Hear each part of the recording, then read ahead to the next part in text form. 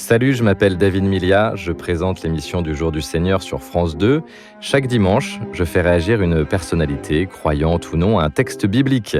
L'occasion de faire une balade en voiture, une balade très inattendue. Balade inattendue avec Bernard Werber. Aujourd'hui, je suis vraiment très content car je vais rencontrer un écrivain qui a bercé mon adolescence. Il m'a même tenu éveillé des heures durant grâce à ses fascinantes fourmis. Il est l'un des auteurs français les plus lus au monde, 30 millions de livres vendus à travers la planète. Le scientifique devenu écrivain Bernard Werber monte dans ma voiture. Nous sommes dans un quartier de l'Ouest parisien, à 2 pas de la porte d'Auteuil.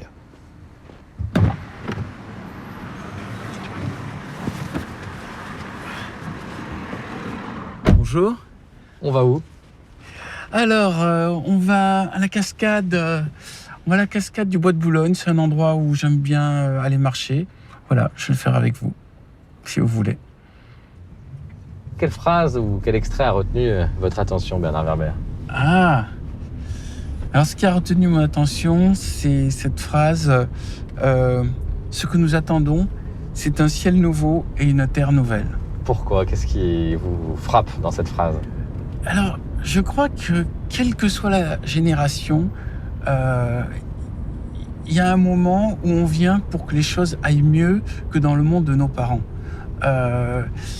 Quel que soit ce qu'ont fait nos parents, nos grands-parents, nos ancêtres, la génération suivante a le devoir de chercher et de trouver d'autres solutions qui fonctionnent mieux. Et là, je crois que les enjeux vont se faire précisément au niveau de la Terre.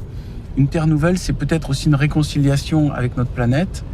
Et un ciel nouveau, c'est peut-être une réconciliation avec tout ce qu'il y a autour de nous, donc peut-être la colonisation de l'espace. Donc pour moi, rechercher une terre nouvelle et un ciel nouveau, ça veut dire maintenant rentrer dans une science-fiction positive. Thomas Pesquet, en bas à droite, dans un exercice de très haute voltige, à 400 km d'altitude. Le spationaute français et son confrère américain viennent de sortir de la station internationale. Thomas Pesquet n'est que le 4e Français à expérimenter la sortie extravéhiculaire.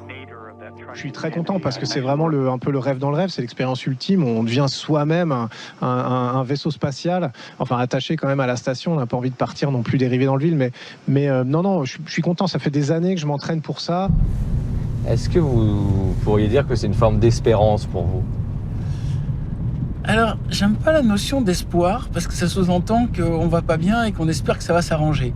Je préfère la notion de comprendre le monde dans lequel on est et d'essayer de trouver la meilleure manière de s'y insérer pour l'améliorer. Finalement, on vit dans un monde qui est plutôt pas mal. On mange tous les jours, on a une espérance de vie qui a doublé. Depuis ma naissance, j'ai vu qu'un monde, la France, en tout cas, dans lequel on vivait en paix, j'ai pas peur qu'on soit à nouveau envahi par un voisin belliqueux comme ça a été pour nos parents. Maintenant, déjà, apprécions ce qu'on a et trouvons une manière de laisser à nos enfants quelque chose d'encore mieux. Et est-ce que vous avez le sentiment qu'on est en train de laisser à nos enfants quelque chose d'encore mieux, un monde encore mieux ? J'ai l'impression qu'on laisse à nos enfants un monde encore mieux, ne serait-ce que parce que le système éducatif a fait beaucoup de progrès, parce qu'il y a de nouveaux outils et parce qu'il y a maintenant une conscience qu'il ne suffit pas de faire de l'industrie et de produire économiquement, mais qu'il faut aussi arrêter de polluer, il faut aussi réfléchir à une harmonie, une sorte de réconciliation de l'homme avec sa planète et les autres formes de vie, que ce soit les végétaux ou les animaux.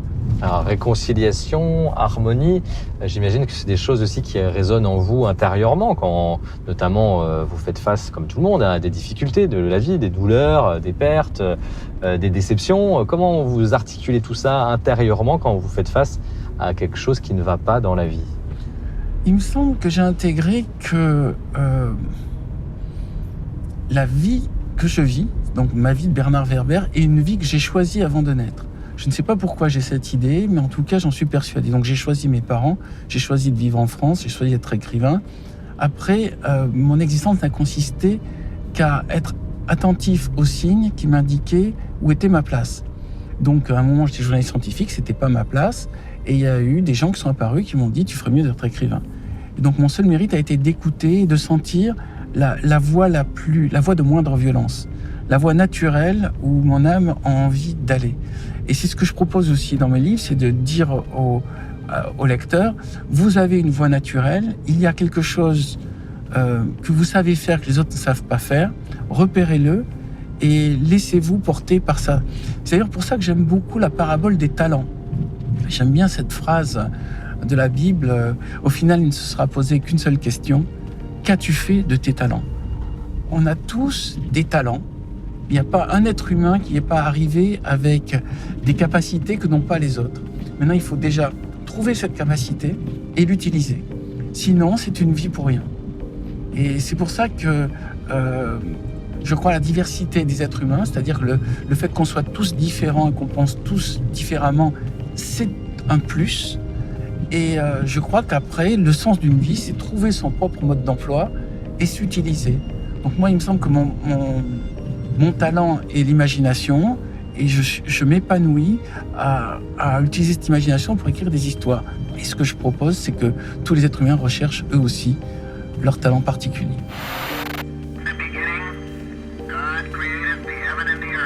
Au commencement, Dieu créa le ciel et la terre. Il faut se dire que c'est depuis la Lune. Ils sont en train de tourner autour de la Lune. Ils sont en train de lire le premier chapitre de la Genèse. Jacques Arnoux, théologien, chargé de mission au Centre national d'études spatiales. C'est d'abord la preuve ou la marque, la trace que dans ce genre de situation, l'homme sent bien qu'il est dans ses limites, en tout cas qu'il va un peu au-delà de son ordinaire, qu'il est en train de vivre quelque chose d'extraordinaire, et voire même d'extraterrestre. Et ce genre de gestes sont une manière de conjurer le sort, bien sûr, mais surtout de reconnaître finalement que quelque chose est en train de nous dépasser, ou que l'on est en train de se dépasser. En quoi vous croyez, Bernard Werber ? Alors je crois que l'homme n'est pas la finalité de tout. Je crois qu'il y a au-dessus un système plus complexe que je ne suis pas capable même d'appréhender, quelque chose qui est au-delà de l'imagination de l'homme. Alors longtemps on a appelé ce système complexe Dieu, mais si je devais trouver une comparaison, je dirais comment une molécule qu'il y a dans mon doigt peut-elle imaginer ce que je suis moi en tant qu'entité. C'est-à-dire qu'il y a tellement de complexité entre la molécule et moi, il y a tellement de distance que je pense que la molécule n'est même pas capable d'intégrer ce que peut être un doigt, ce que peut être un être humain, a fortiori ce que peut être cet être humain vivant sur cette planète. C'est une notion de dimension. La molécule ne sait pas ce que je suis, et moi, je suis comme une molécule à échelle similaire qui ne peut même pas appréhender ce qu'est la dimension au-dessus. Maintenant, le mot Dieu m'a l'air un peu simpliste, c'est-à-dire c'est une sorte de mot fourre-tout, et je préférerais dire niveau de complexité supplémentaire. Qu'est-ce qu'une fourmi peut comprendre, par exemple, d'un avion ? Vous mettez une fourmi dans un avion, comment peut-elle même percevoir de quoi il s'agit ? C'est une dimension de complexité supérieure. Ben voilà, on est tous des fourmis qui sommes peut-être dans un vaisseau dont nous n'arrivons même pas à comprendre le sens et dont nous ne connaissons pas le nom du capitaine. Extrait de Nos amis les terriens, une comédie de science-fiction réalisée par Bernard Werber.